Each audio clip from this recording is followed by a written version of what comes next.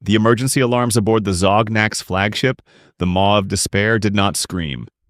They emitted a low, vibrating hum that resonated through the High Commander's primary and secondary spinal columns. High Commander Xylar adjusted his ceremonial shoulder spikes, his three eyes gleaming with the smug satisfaction of a predator who had finally found the perfect, defenseless target.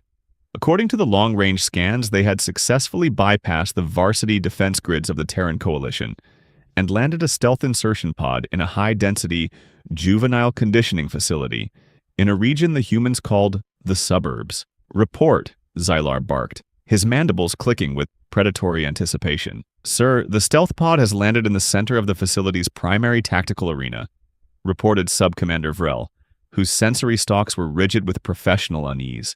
"Our sensors are struggling to calibrate. The atmosphere is saturated with trace amounts of sucrose and something the computer identifies as bubbles." On the main view screen, the Zognak's warriors emerged from their pod, plasma rifles leveled at the horizon. They were 9 feet of armored reptilian fury, trained in 17 different killing arts and capable of shrugging off small arms fire. They expected a garrison of elite human shock troops. Instead, they found themselves standing in a pit of fine yellow quartz, which humans called a sandbox, surrounded by a colorful array of plastic buckets and shovels. "Identify the biological threat," Xylar ordered, pointing to a large, furry creature sitting approximately 20 meters away. The creature was gold-colored, had a tongue hanging out of its mouth, and was staring at the armored invaders with an expression of profound, soul-deep happiness. "Scanning," Vrel muttered, his claws flying over the console. "Ancestors preserve us. It's a biological siege engine. Its tail is moving at a frequency that suggests a kinetic impact weapon. It appears to be wagging. It is a psychological warfare tactic designed to lower our guard before it consumes us." The Zognak's warriors took a collective step back. On Earth, humans were known to turn apex predators into pets and give them ridiculous names, a fact that Xylar found deeply, profoundly unsettling. If this gold-furred beast was their pet, what kind of monster was the owner? Suddenly, a new contact appeared on the sensors. A small, bipedal creature barely reaching the knee of a Zognak soldier, wearing a fabric garment decorated with a dinosaur. It was holding a plastic cylinder filled with a bright red liquid. "Target acquired," the lead Shadowborn assassin whispered into the comms. "It's a juvenile human. It appears unarmed, but its vital signs are erratic. It is approaching the Bio-Titan." The toddler stopped, looked at the 9-foot armored alien, and then, with the kind of casual confidence usually reserved for watching someone try to drink molten metal, it took a long, loud sip from its juice box. "It's drinking a concentrated chemical solution in front of us," Vrel whispered, his skin shifting to an embarrassed purple. "It's a power move. It doesn't even recognize us as a threat." Xylar felt his 3 stomachs simultaneously drop into his lower abdomen. This was not a military base. It was something far worse. They had landed in the middle of a species that evolved on a Class 12 death world, and the primitives weren't even looking at their weapons. "Commander!" The assassin's voice crackled, now filled with genuine panic. "The juvenile has dropped its chemical cylinder. The liquid is spilling onto the quartz. I repeat, the juice is lost." The silence that followed was so thick it could have suffocated a star. The toddler's face began to turn an alarming shade of red, a biological tell that Xylar's limited knowledge of human biology suggested meant either immediate death or extreme anger. "Prepare for acoustic bombardment," Vrel shrieked. "The tactical screaming campaign is beginning." The acoustic event began with a sharp, jagged intake of air that made Sub-Commander Vrel's sensory stalks vibrate with instinctive dread. High Commander Xylar watched the view screen in stunned silence as the small, pale creature's face transitioned from a healthy peach to an alarming shade of deep, tactical red. According to the limited intelligence reports the Zognaks had gathered on human biology, this color shift meant the juvenile was either entering a state of total system failure or preparing a campaign of unprecedented violence. Then, as if understanding the gravity of the Zognak's intrusion, the creature chose that exact moment to increase its vocal volume by at least 40 decibels. The sound was a raw, unfiltered shriek that bypassed the warrior's external armor and vibrated directly into their cranial fluid. Xylar had survived plasma firefights in the Outer Rim that were quieter than this singular human offspring. Aboard the flagship, the sensor arrays began to smoke and sputter as they struggled to process the sonic onslaught. Vrel frantically attempted to recalibrate, but the computer simply flashed a series of catastrophic security alerts before the main display went dark. The warriors in the sandbox took a collective step back, their mandibles clicking in the special way that usually meant someone was about to be ejected into the void. They were elite assassins trained in the Shadowborn arts, yet they found themselves paralyzed by a creature that barely reached their knees. The gold-furred biological siege engine, the Golden Retriever, stood up and began making soft, rhythmic sounds, which the Zognax tactical computers identified as a synchronization ritual for a coordinated strike. "We need to contact human authorities immediately," Vrel shrieked over the comms, his voice climbing several octaves in panic. He knew that humans possessed a terrifying biological imperative called parental instinct, and if they perceived a threat to their young, they wouldn't negotiate or bargain. They would simply turn everything within a 5-parsec radius into a debris field. The Shadowborn warriors began to move toward their stealth pod, their earlier pride crumbling like a sandcastle in a tsunami. They were standing at the edge of a cliff marked consequences, and they were desperately looking for a way to step back before the real terror began. Suddenly, the ground seemed to vibrate with a new, heavier presence. A massive human figure clothed in a bright floral pattern and carrying a bag of party favors appeared at the edge of the sandbox. She took one look at the screaming child, the spilled red liquid, and the 9-foot-tall scaly invaders. She didn't scream or run. Instead, she took a long, slow breath through her nose and cleaned her glasses with a small cloth. The temperature in the sandbox seemed to drop 10 degrees as she looked the lead Zognax assassin directly in his primary eye. "Now," the woman said, her voice quiet and calm in a way that promised future violence. "I'm actually getting annoyed." The human mother, identified by the Zognax as a high-ranking compliance officer of the domestic sector, did not move with the frantic energy of a warrior. Instead, she reached into her bag and pulled out a silver canister. Subcommander Vrel's scanners immediately shrieked a warning. The container was filled with a toxic beverage humans called coffee, a liquid so chemically volatile it served as a stimulant for their oversized brains, but would cause immediate organ failure in 47 other known species. She took a long, slow sip, her eyes never leaving the armored Shadowborn assassin. To the Zognax, this was a terrifying display of biological resilience, consuming literal poison for entertainment, while staring down a 9-foot-tall reptilian invader.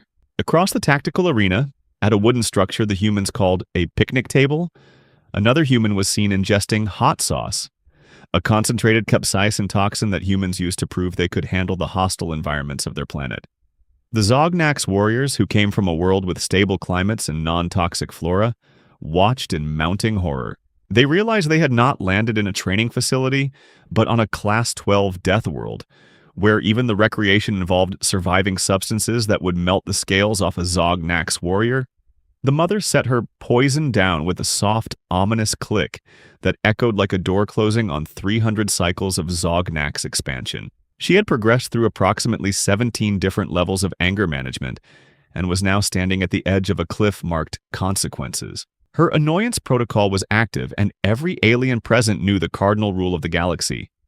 If a human says they are getting annoyed, you fix the problem immediately. "You're standing on her shovel," the woman said, her voice dropping to a theatrical whisper that somehow carried more weight than a plasma explosion. The lead assassin looked down. His heavy armored boot was indeed crushing a small plastic yellow tool. His mandibles twitched in a spasm of pure, unadulterated terror. He realized he had just committed a catastrophic security breach of the one thing humans valued more than their own lives: the emotional stability of their offspring. Suddenly, the high-frequency screaming campaign stopped as the toddler spotted something in the mother's hand. It was a replacement juice box, but the mother did not hand it over yet. She was still looking at the invaders, and her hand was reaching for a small, rectangular device in her pocket. "I'm going to make a phone call," she stated quietly. High Commander Xylar froze. He knew what a human phone call meant. In 14 minutes, 23 warships would drop out of faster-than-light travel to protect a single coffee mug, and he did not want to know what they would do for a crushed shovel. The mother pressed a button on her communication device, and High Commander Xylar felt his primary sensory stalks go rigid with anticipation. He had seen this stage of human behavior in the briefing files, Stage 4 of the Annoyance Protocol. The woman was no longer frantic. She was operating with a clinical, exhausted certainty that suggested she had already calculated the outcome of the fight and found it acceptable. "Hey, honey," she said into the device, her voice calm in a way that promised future violence. "We've got a situation at the sandbox. Some big scaly guys in armor just crushed the yellow shovel. The one she likes." I'm actually getting annoyed. Sub-Commander Vrel's auditory membranes flared in panic as he monitored the outgoing signal. "Sir, she's transmitting on a priority frequency," he shrieked. "It's being received by a mobile unit designation, the Ranger. Sensors show a high-mass vehicle approaching at maximum speed." A green, four-wheeled vehicle, which Xylar's tactical computer identified as a capital-class ground transport, roared into the parking lot, kicking up a cloud of debris. A human male stepped out wearing a wide-brimmed hat and a badge that radiated the kind of controlled danger that came from decades of service. To the Zognaks, this was the arrival of the varsity team, the elite force humans reserved for when diplomacy failed and things needed to be resolved decisively. The Ranger didn't draw a plasma weapon. He simply pulled out a small rectangular pad and a pen. "You folks realize you can't park a stealth insertion pod in a designated no-loading zone?" he asked, his voice steady despite facing 9-foot-tall reptilian warriors. "He's giving us a performance review," Vrel whispered, his mandibles clacking in a spasm of terror. "He's treating our invasion as a training exercise in civic compliance, and we're failing the assessment." Xylar watched as the Ranger looked at the crushed shovel, then at the Shadowborn assassin, and finally at the mother. The Ranger sighed, a sound that Xylar's cultural database identified as the human equivalent of loading a planet cracker weapon. "Ma'am, I'll handle this," the Ranger said politely. He turned to the Zognaks. "All right, trainees. I want a full tactical analysis of why you thought a public park was a valid drop zone. This is a live-fire exercise in logistics, and you're currently rated last on the fleet leaderboard." The Shadowborn assassin looked at his plasma rifle, then at the human's pen, and realized with creeping horror that the pen was infinitely more dangerous because it could collapse his entire economic consortium with a single, strongly worded report. "Sir," the assassin's voice crackled over the comms. "The Ranger is asking for our registration." "What do I do?" "Don't move," Xylar ordered, his mind refusing to process the absurdity. "If we make a single wrong move, the mother might reach stage 5 and they'll turn our ship into scrap metal and pretty explosions." As if on cue, the toddler, now happily holding her replacement juice, pointed a sticky finger at the Zognak's pod and made a sound somewhere between a growl and a giggle. "Mine," she declared, her tiny hand gripping the air with an evolutionary grasp reflex that meant she was already planning to incorporate the stealth craft into her collection of toys. Xylar's blood ran cold as Vrel shrieked again. "Wait! I'm detecting another high-speed signature. It's a delivery unit for something called the Pizza. It's the perfect food for combat operations." "They're not just auditing us," Xylar whispered, his heart's pounding in sequence. "They're turning our conquest into a lunch break." The park ranger did not draw a weapon. Instead, he pulled out what the Maw of Despair's onboard computer identified as a manual decree of fatal judgment. A standard citation notepad. High Commander Xylar watched through the tactical feed as his lead, Shadowborn assassin, a warrior capable of seizing a small moon single-handedly, trembled before a man in a wide-brimmed hat who was calmly chewing a piece of peppermint gum.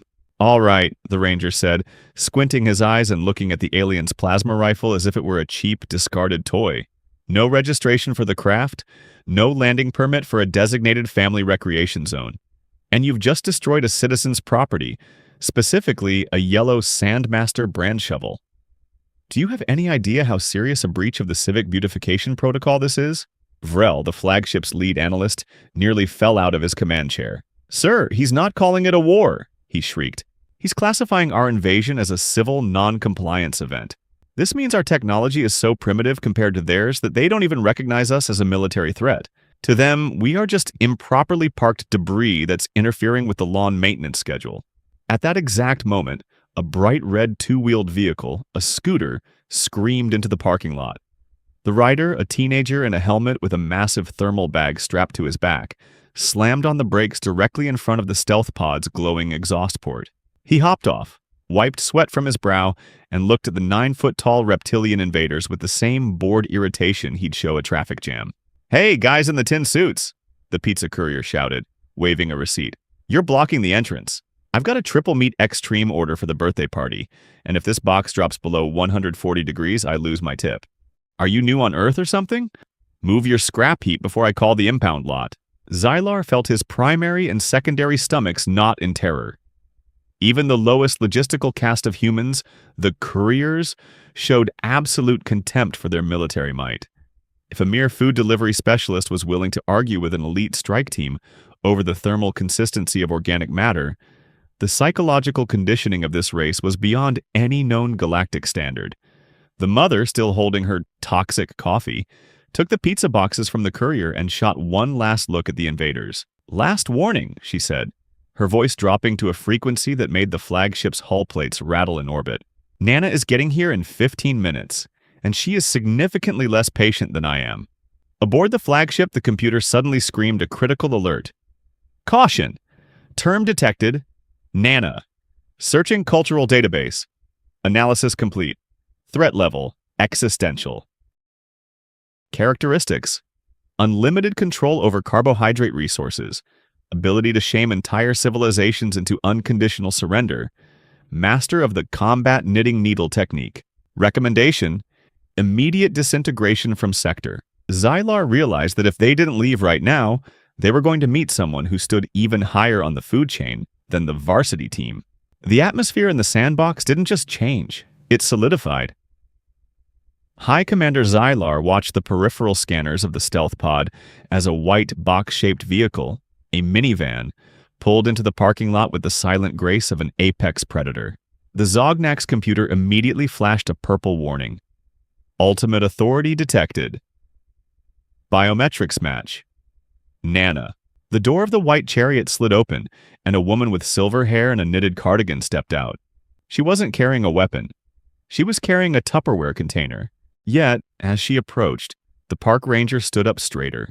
The pizza courier moved his scooter out of her way without being asked, and even the Bio-Titan golden retriever sat down and lowered its head in a display of absolute submission. "Commander," Vrel whispered, his voice trembling through the flagship speakers. "The sensory data is off the charts. Her grandmotherly aura is saturating the local subspace.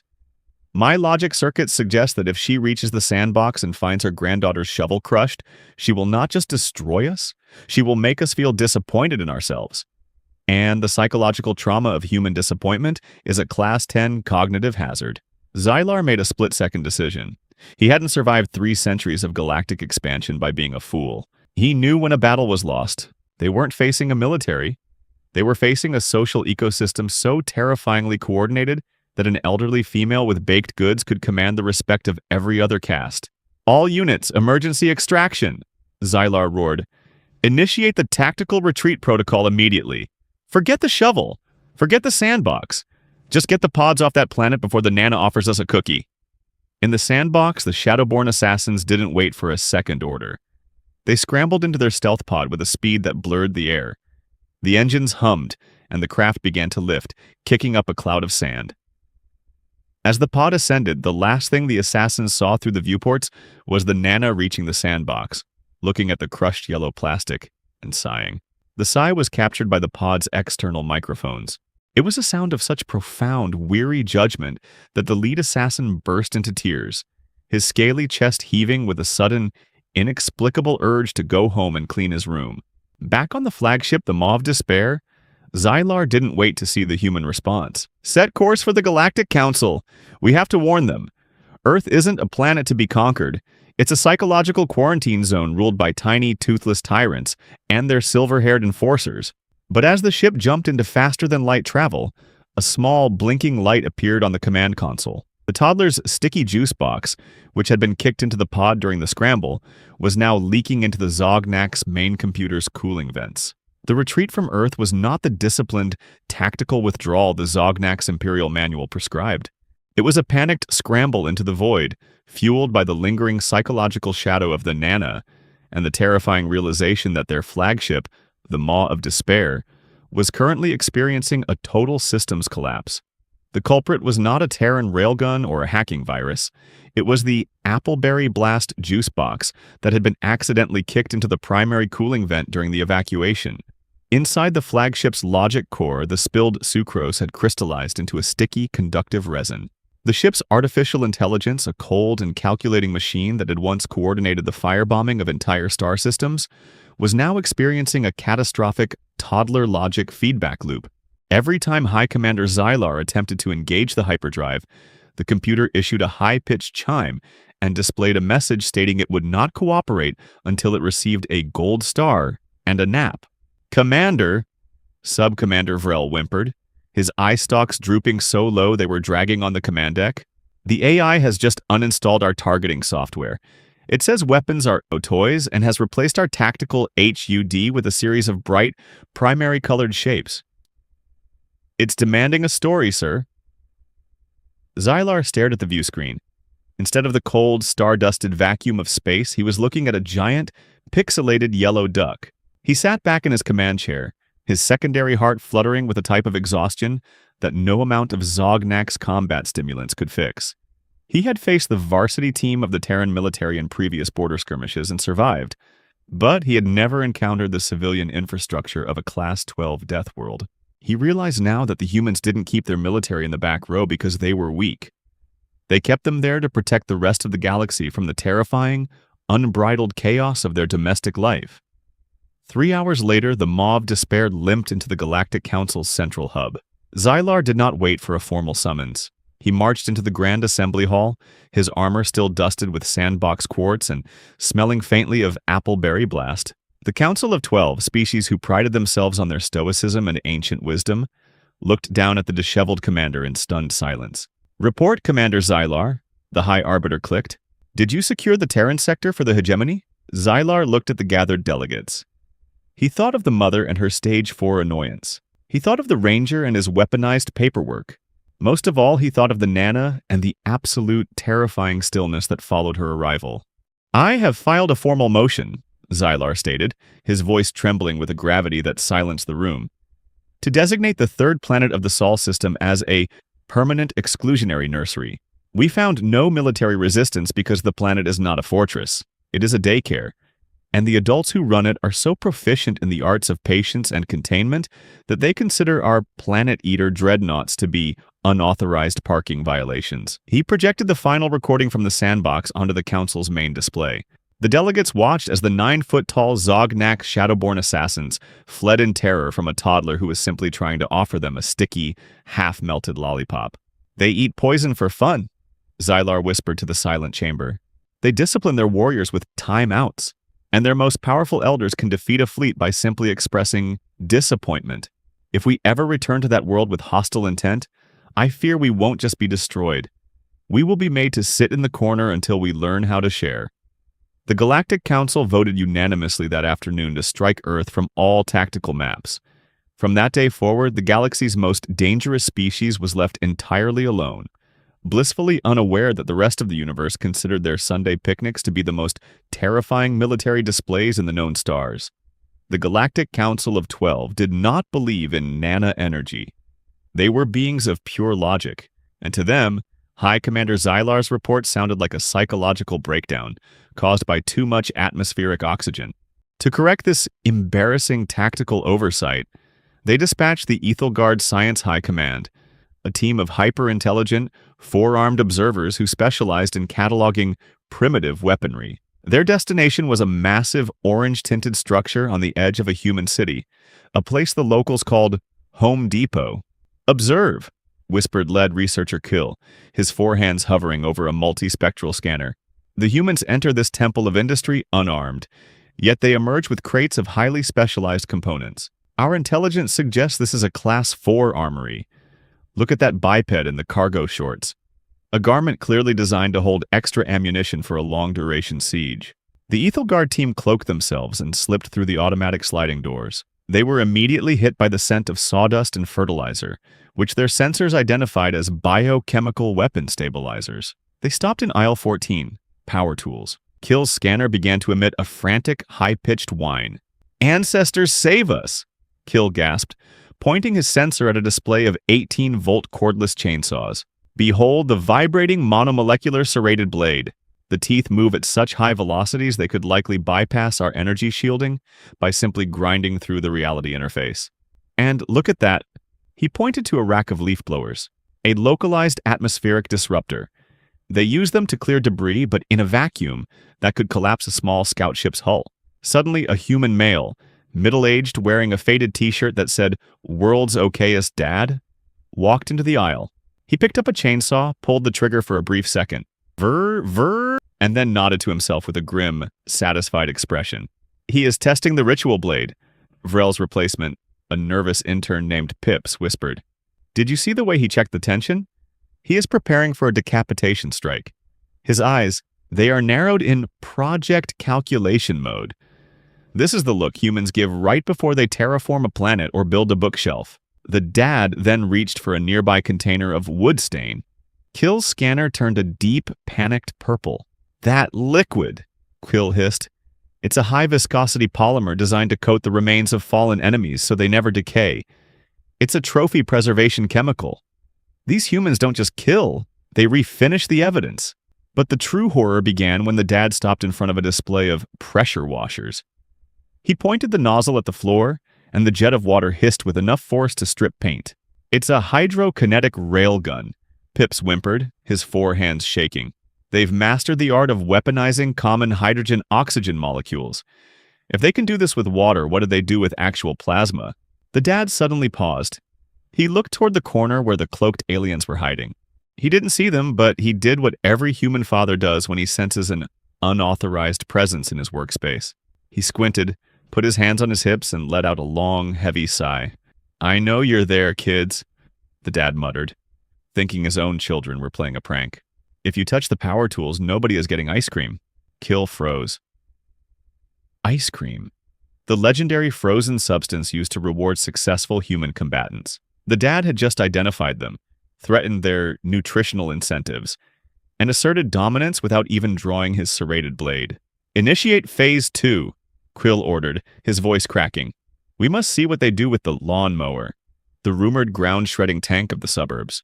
The Ethelgard Science High Command did not stop their observation at the retail outlet.